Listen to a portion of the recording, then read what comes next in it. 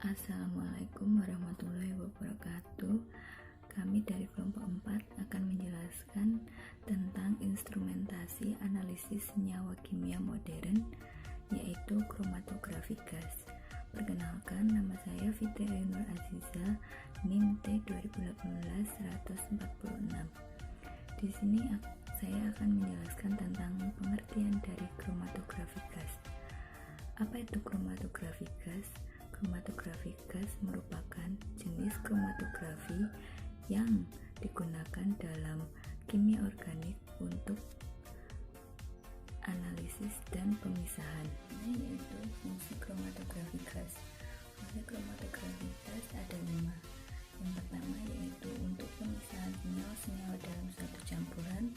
Yang kedua, untuk penetapan kadar senyawa dalam suatu campuran. Yang ketiga, ada pengujian kemurnian senyawa tertentu. Yang keempat, yaitu identifikasi senyawa yang ada pada suatu sampel. Yang kelima, yaitu menyiapkan suatu senyawa murni dari suatu campuran atau fungsi preparatif. Saya akan menjelaskan tentang komponen alat kromatografi gas. Terdapat 7 bagian, yaitu yang pertama silinder gas membawa pengangkut, yang kedua pengatur aliran dan pengatur tekanan, yang ketiga tempat injeksi cuplikan, yang keempat kolom, yang kelima detektor, yang keenam oven kolom, yang terakhir recorder. Nama saya Anisatur Rahmah, NIM T 2018-168. Saya di sini akan menjelaskan beberapa bagian-bagian dari kromatografi gas. Yang pertama, gas pengangkut atau pemasok gas. Gas pengangkut atau masuk gas merupakan gas pembawa atau pendorong sampel gas atau liquid atau solid setelah diuapkan. Gas pengangkut ini ditempatkan dalam silinder tekanan tinggi. Biasanya tekanan silinder ini sebesar 150, tetapi tekanan ini sangat besar jika untuk digunakan secara langsung. Beberapa syarat yang harus dipenuhi oleh gas pengangkut. Yang pertama, harus inert, tidak bereaksi dengan cuplikan pelarut dan material dalam kolom. Yang kedua, murni dan mudah diperoleh serta murah. Yang ketiga, sesuai atau tutup dengan detektor. Yang keempat, harus mempunyai sifat mengurangi difusi gas.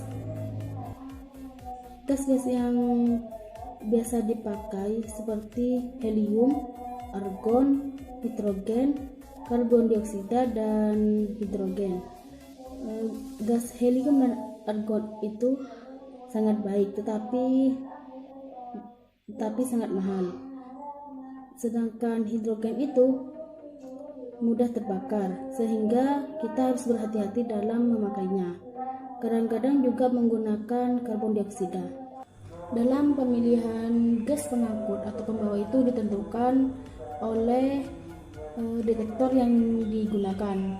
Tabung gas pembawa itu dilengkapi dengan pengatur tekanan keluaran dan pengukur tekanan. Sebelum masuk ke kromatograf itu harus ada pengukur kecepatan aliran gas serta sistem pelapis molekuler untuk memisahkan air dan kotoran pada gas lainnya. Pada dasarnya, kecepatan alir gas itu diatur melalui pengatur 2 tingkat, yaitu pengatur kasar atau charge pada tabung gas dan pengatur halus atau fine pada kromatograf. Tekanan gas yang masuk ke kromatograf itu diatur pada 10 sampai dengan 50 psi di atas tekanan ruangan untuk memungkinkan aliran gas 25 sampai dengan 150 mm atau menit pada kolom terpaket dan 1 sampai dengan 25 ml atau menit untuk kolom kapiler. Hanya ini yang dapat saya sampaikan. Untuk bagian kromatograf selanjutnya akan dijelaskan oleh pemateri selanjutnya. Terima kasih. Baik, saya akan melanjutkan penjelasan dari pemateri sebelumnya, yaitu tentang pengatur aliran dan pengatur tekanan. Yang disebut pengatur atau pengurang dragar. Dragar bekerja baik pada 2,5 atm dan mengalirkan massa aliran dengan tetap. Tekanan lebih pada tempat masuk dari kolom diperlukan untuk mengalirkan cuplikan masuk ke dalam kolom. Demikian juga komponen-komponen akan dielusikan pada waktu yang tetap yang disebut dengan waktu penahan atau the retention time. Karena kecepatan gas tetap, maka komponen juga mempunyai volume karakteristik terhadap gas pengangkut atau volume penahan atau the retention volume. Kecepatan gas akan mempengaruhi efisiensi kolom. Sekian, terima kasih. Baiklah, saya akan melanjutkan penjelasan tentang bagian-bagian dari kromatografi gas, yaitu tempat injeksi.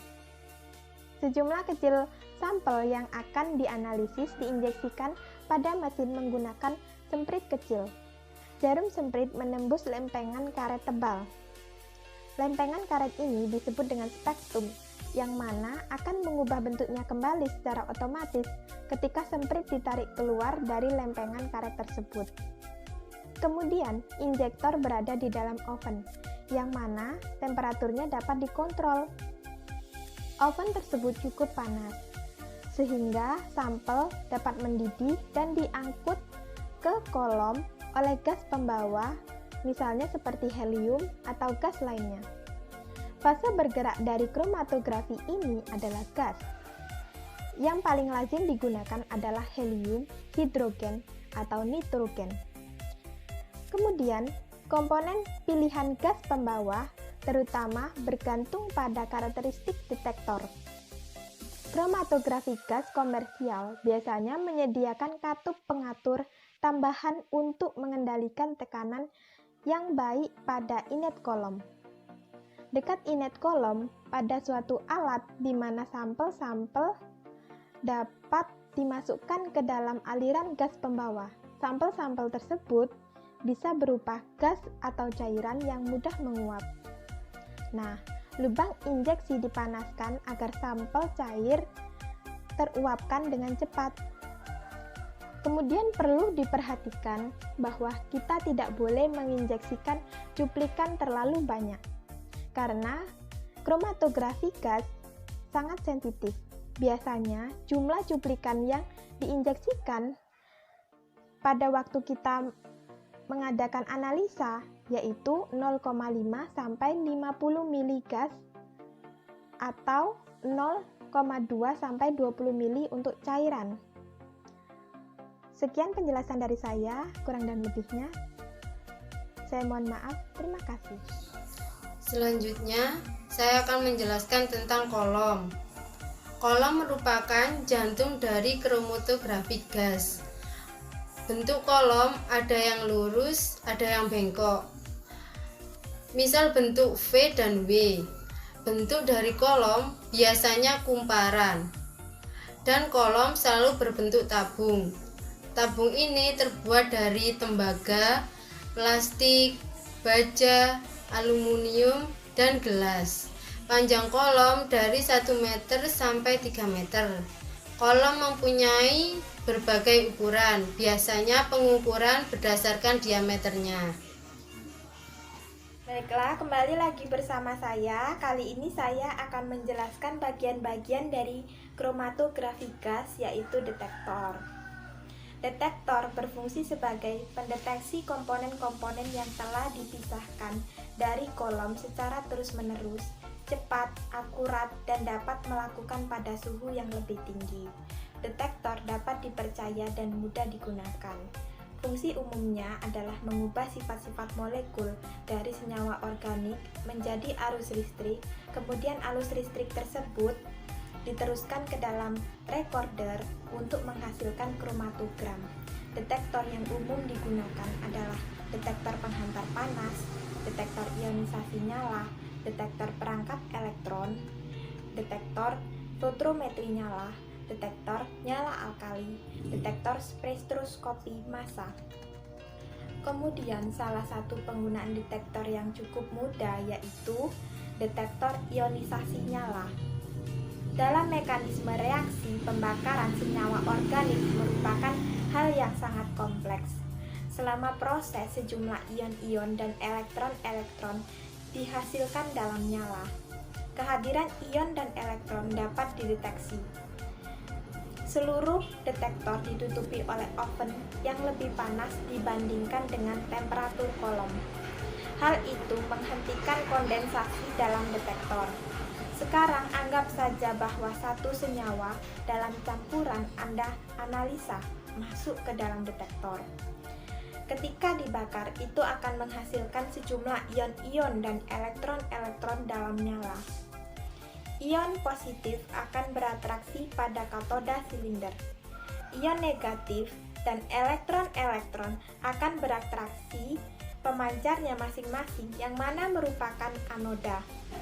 Hal ini serupa dengan apa yang terjadi selama elektrolisis normal.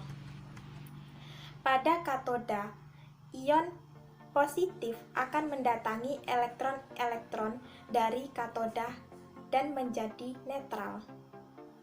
Pada anoda, beberapa elektron dalam nyala akan dipindahkan ke elektroda positif. Ion-ion negatif akan memberikan elektron-elektronnya pada elektroda dan menjadi netral. Kemudian, kehilangan elektron-elektron dari satu elektroda dan memperoleh dari elektroda lain akan menghasilkan aliran elektron-elektron dalam sirkuit eksternal dari anoda ke katoda. Dengan kata lain, Anda akan memperoleh arus listrik. Kemudian, arus yang diperoleh tidak besar tetapi dapat diperkuat. Jika senyawa organik lebih besar dalam nyala, maka akan banyak juga dihasilkan ion-ion dan dengan demikian akan menjadi arus listrik yang lebih kuat. Sehingga dapat disimpulkan bahwa arus listrik yang Anda ukur sebanding dengan senyawa dalam nyala. Kekurangan utama dari detektor ini adalah pengerusakan setiap hasil yang keluar dari kolom sebagaimana yang terdeteksi. Jika Anda akan mengirim hasil ke spektrometer massa, misalnya untuk analisa lanjutan, Anda tidak dapat menggunakan detektor tipe ini. Sekian penjelasan dari saya, kurang dan lebihnya saya mohon maaf. Terima kasih. Baiklah, saya akan melanjutkan penjelasan tentang bagian-bagian dari kromatografi gas, yaitu oven kolom. Kolom terletak di dalam sebuah oven dalam instrumen. Suhu oven harus diatur sedikit di bawah titik didih sampel. Karena jika suhu diset terlalu tinggi, cairan fase diam bisa teruapkan. Juga sedikit sampel akan larut pada suhu tinggi dan bisa mengalir terlalu cepat dalam kolom sehingga menjadi terpisah. Nah, inilah sedikit penjelasan dari oven kolom. Kurang dan lebihnya saya mohon maaf. Terima kasih. Baik, di sini saya akan melanjutkan penjelasan dari pemateri sebelumnya tentang bagian-bagian dari kromatografi gas, yaitu salah satunya recorder. Recorder ini berfungsi sebagai pengubah sinyal dari detektor yang dikuatkan melalui elektrometer yang berbentuk kromatogram. Dari kromatogram ini diperoleh dapat dilakukan analisis kualitatif dan kuantitatif. Selanjutnya, sinyal analitik yang dihasilkan detektor dikuatkan melalui rangkaian analitik agar bisa diolah oleh sistem data atau recorder. Recorder ini biasanya bekerja menggerakkan kertas dengan kecepatan tertentu. Dari kertas tersebut atau di atas kertas tersebut dipasangkan pena yang digerakkan oleh sinyal keluaran detektor sehingga posisinya akan berubah-ubah yang mana sesuai dengan keluaran penguat dari detektor tersebut. Selanjutnya yang terakhir yaitu hasil dari recorder tersebut adalah sebuah kromatogram yang mana berbentuk pik-pik dengan pola yang disesuaikan dengan kondisi sampel tersebut dan jenis detektor yang digunakan.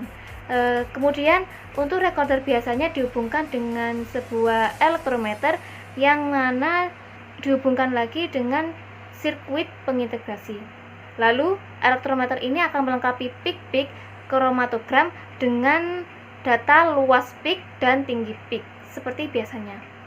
Dan yang terakhir yaitu sistem data ini merupakan pengembangan lebih lanjut dari recorder dan elektrometer dengan melanjutkan sinyal dari recorder dan elektrometer ke sebuah unit pengolah data CPU atau Central Processing Unit. Terima kasih. Baik teman-teman, kali ini saya akan melanjutkan penjelasan sebelumnya yang mana tadinya sudah dijelaskan mengenai pengertian, bagian, dan manfaat dari kromatografi gas. Kali ini saya akan menjelaskan mengenai prinsip kerja kromatografi gas. Nah, cara kerja kromatografi gas ini dimulai dengan adanya gas pembawa. Biasanya digunakan helium, argon, atau nitrogen dengan tekanan tertentu yang akan dialirkan secara konstan melalui kolom yang berisi fase diam. Selanjutnya, sampel akan diinjeksikan ke dalam injektor yang suhunya itu dapat diatur. Kemudian, komponen-komponen dalam sampel tersebut akan segera menjadi uap dan akan dibawa oleh aliran gas pembawa menuju kolom. Nah, kemudian komponen-komponen tersebut akan terabsorpsi oleh fase diam pada kolom. Kemudian akan merambat dengan kecepatan yang berbeda sesuai dengan nilai kromatografi masing-masing komponen, sehingga nantinya disinilah terjadi pemisahan.